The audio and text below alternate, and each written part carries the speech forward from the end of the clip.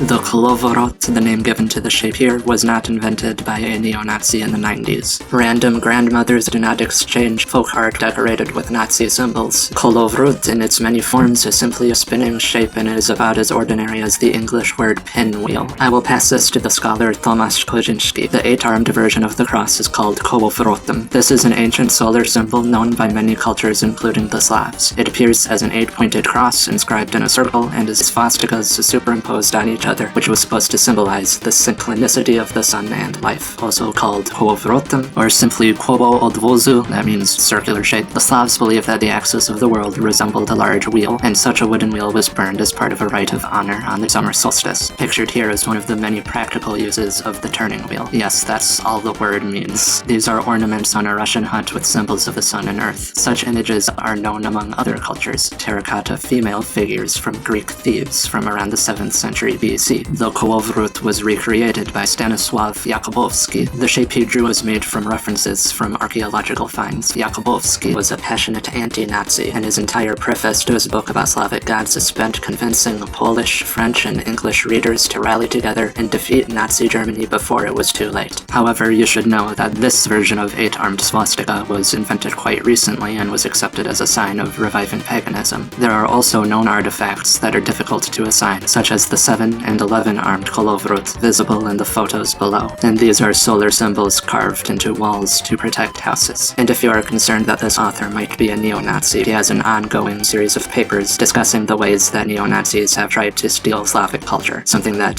the entire series is dedicated to being critical of and ripping apart. We don't know who specifically created the sharp-armed variant, but it was made at least somewhat popular by Alexei Dobrowolski, who is very much a neo-Nazi who was active mostly in the 90s. Note that Dobrowolski was not a polytheist, and he thought that the Slavic gods were made up by the Jews. He claimed his shape was a swastika, and then when people were not receptive, he referred to it by the more generic kołowrót, meaning it was not a special name he made, but rather a generic term that he fell back to. The use of specifically the kołowrót with sharp ends might be a red flag, but any other version of it is not. They are actually inspired by archaeological finds, the works of ethnographers and folklorists. Grandmothers don't put hate symbols on Easter eggs. The author who popularized attacking all kołowrót as identical with Dobrowolski's is an author from Russia who published in 2015, and his book is full of misinformation which exaggerates the presence of neo-paganry in Ukraine, this coming 1 year after the start of the Donbass war, and the allegation that Ukrainians are pagan Nazis is driving propagandistic sentiment in Russia. Please stop spreading Kremlin propaganda.